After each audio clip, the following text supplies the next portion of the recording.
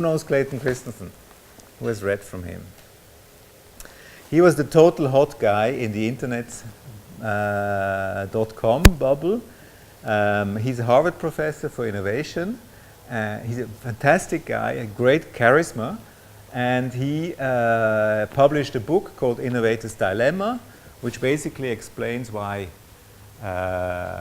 what's the dilemma of an innovator. So he talks about not perfect solutions which the innovators create, and they're getting better and better and better, so they disrupt suddenly the established players.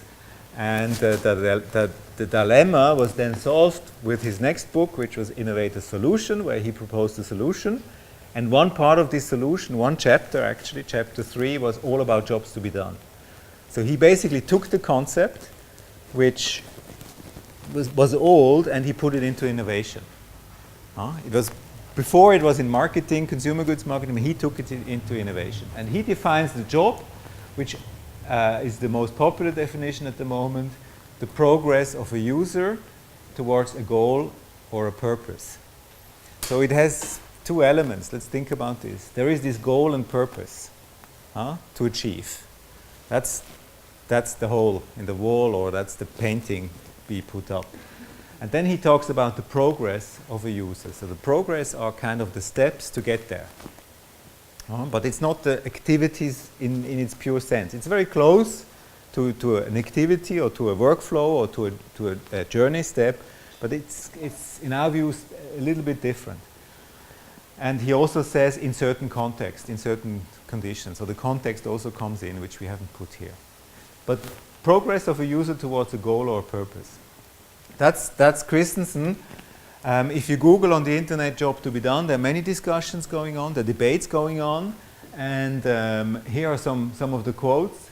He says, and that's really impressive, when you want to understand job to be done, then look at his, watch his milkshake video. It's about 5 minutes, and he explains job to be done on the example of milkshake.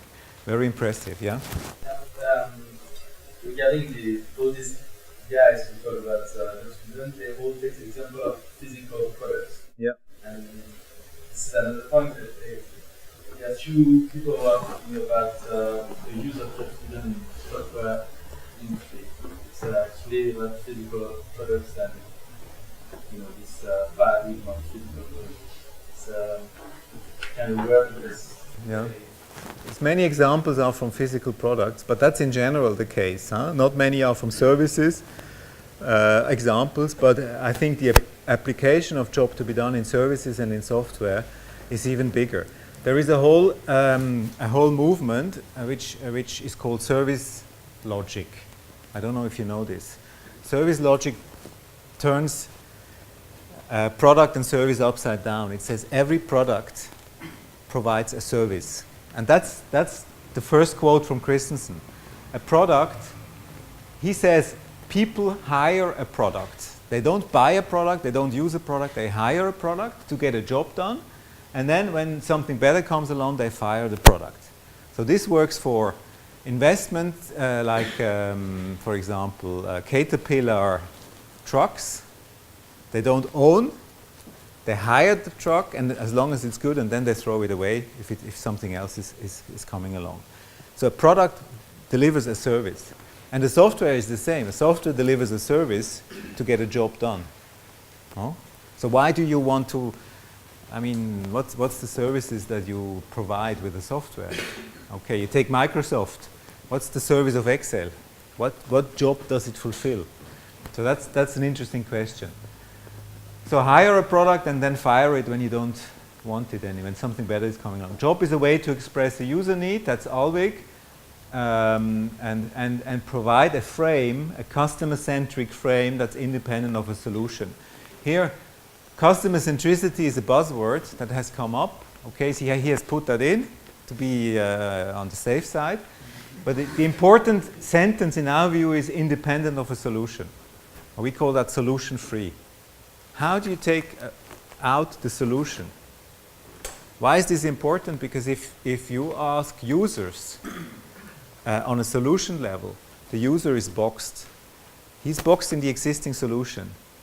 And he will give you ideas that are boxed in the existing solution, that's by definition not innovation.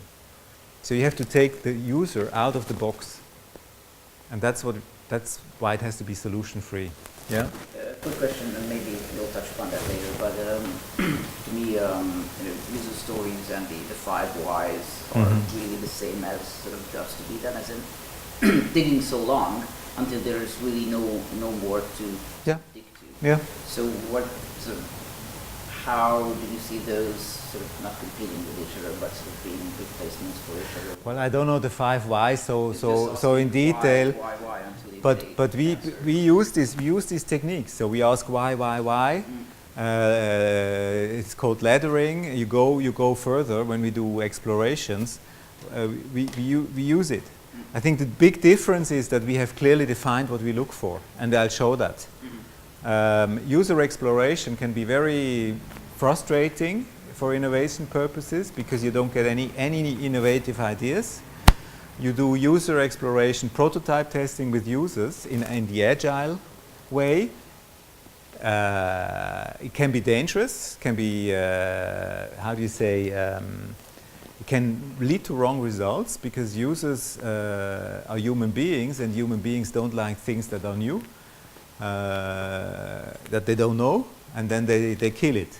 So prototype with users is, we don't say don't do it, but you have to be careful. I think what we think is important is job to be done is a frame to define what you look for. And that is important. A good way we like job to be done is a lens through which to understand value creation. Or we say job to be done is a concept helping companies, startups and big companies, to define and predict what will be of value, what will be valuable for people. That's how we define it. Of course, our business model is companies. We provide services and projects to companies. But if you're a startup, you can say, okay, job to be done is a concept helping me to define and predict what will be of value to my people, to my market. No?